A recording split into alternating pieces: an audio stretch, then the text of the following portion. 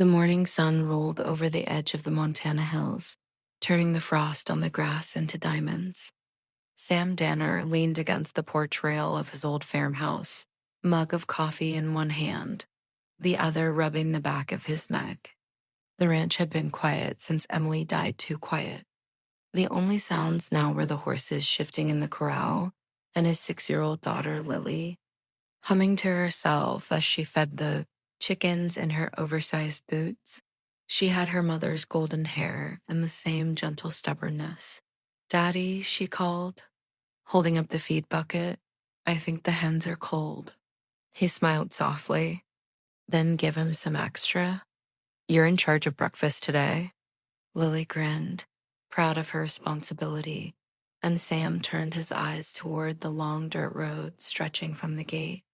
For weeks, the preacher's wife had been trying to send someone to help around the house, someone to cook, maybe clean, maybe bring a little warmth back into their lives. Sam had resisted. He didn't want pity, but he was tired of trying to be everything for Lily. Tired of coming home to silence. That morning, the wagon was coming again, Dot, and this time, it didn't turn back. When the old Mari stopped by the gate, a woman climbed down carefully, her black dress plain but neatly mended. She carried a worn carpet bag and a quiet sadness in her eyes that even the distance couldn't hide. Sam set his coffee down and walked toward her. "You must be Mrs. Carter," he said. Voice low, uncertain. She nodded. "Rachel Carter. The preacher's wife said you needed help." "I said I'd think about it," he muttered, glancing toward Lily, who had stopped to watch curiously. Rachel didn't flinch. She looked past him at the house with its half-fixed shutters and unwashed windows, then down at the porch where a child's doll lay abandoned. "Looks like you've been doing it alone for a while." Sam crossed his arms. "Been managing fine." Her gaze met his, calm but steady. "Maybe, but fine isn't the same as living." He didn't have an answer for that. Lily ran forward suddenly, boots thudding on the porch. "Are you going to stay with us?" she asked, eyes wide. Rachel crouched, her voice gentle. "Only if your daddy wants me to." Lily turned to Sam. "Can she, Daddy?" "She looks nice." Sam sighed, feeling something inside him soften, something he hadn't allowed in a long time. "You can stay for supper," he said finally. "We'll see after that." Rachel worked quietly that day, almost like she had always belonged there. She started by sweeping the porch, then aired out the curtains and got a fire going in the stove that actually smelled like home, something between rosemary, biscuits, and old memories. Lily followed her around like a shadow, chattering about her pony, her school, and the story her mother used to tell about angels who guarded barns. Rachel listened, smiling gently but never prying. When Sam came in for lunch, he paused at the doorway. The house felt different, warmer. The air carried laughter. "Sit," Rachel said simply, setting down a plate of biscuits and stew. He did, not sure why. "Where'd you learn to cook like this?" he asked after a bite. "My husband was a rancher," she said softly, "before the fever took him and the boys."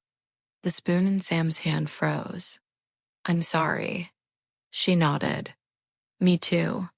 Silence hung between them, heavy with things unspoken: grief, loneliness, and a quiet understanding that only people who had lost too much could share. After lunch, she took Lily out to gather eggs. Sam watched through the window as the two of them laughed, Rachel's skirt catching the light as she knelt beside the little girl. Something stirred deep in him, hope maybe. Fear, definitely. Weeks passed. Rachel didn't just help. She healed things Sam hadn't realized were broken. She taught Lily how to braid her hair, kept the garden alive, and somehow managed to hum life back into the old piano in the corner. Sam tried to keep his distance. He'd help her mend fences, carry firewood, talk about the weather, but nothing more. He couldn't risk opening that part of himself again. But every night, when Lily fell asleep, He'd catch Rachel sitting by the window, mending something by lamplight, her face always half in shadow, half in gold. And every night, he'd feel that same quiet pull. One evening, a storm rolled in without warning.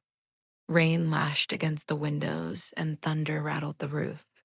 Sam was out in the barn trying to save the hay bales when Rachel came running, soaked through, her shawl clinging to her shoulders. "You can't do that alone." She shouted over the wind. "I've done worse," he grunted, lifting another bale. "Not tonight, you won't." Lightning flashed, and for a second she looked almost fierce, like the storm itself had lent her strength. Together they worked in the downpour, tying down the tarp, securing the doors. When the last bolt was fastened, Sam turned, breathless, rain dripping down his face. Rachel stood close, shivering, her hair plastered to her cheeks. "Get inside before you catch cold," he said softly, but she didn't move. "Sam," she whispered, "you don't have to carry everything alone."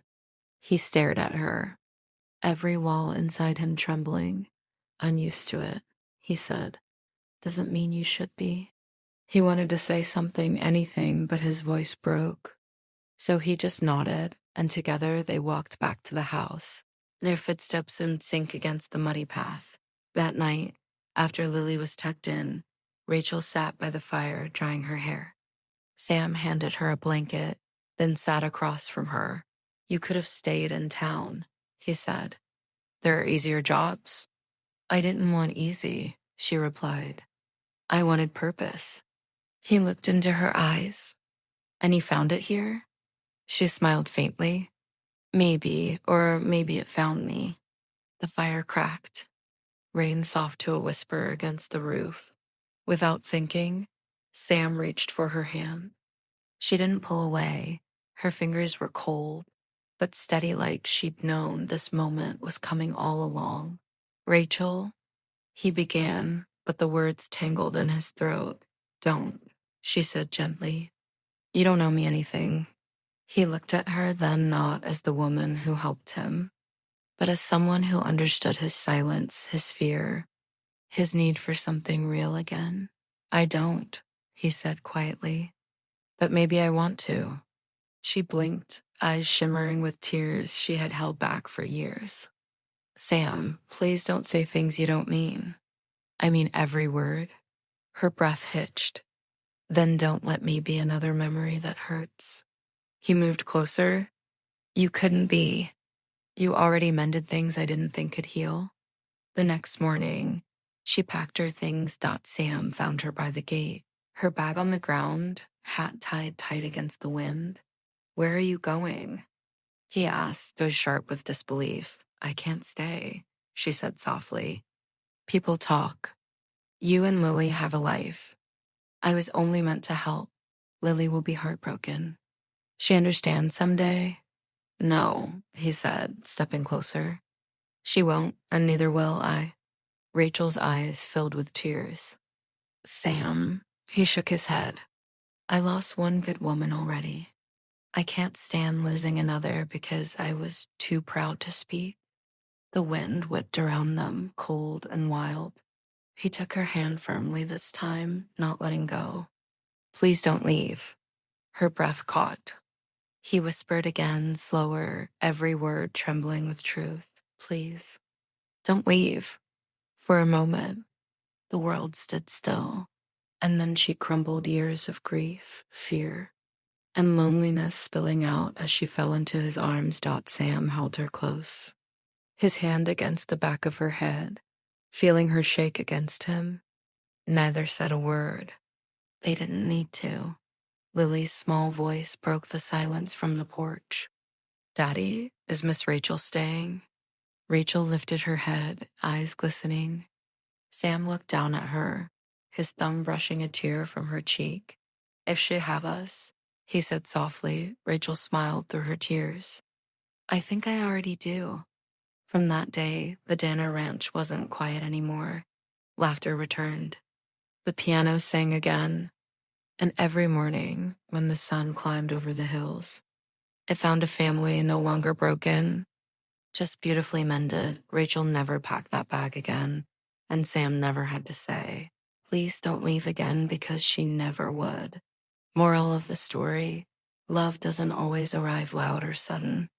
Sometimes it comes softly through shared work, quiet kindness, and the courage to hold on when life tells you to let go.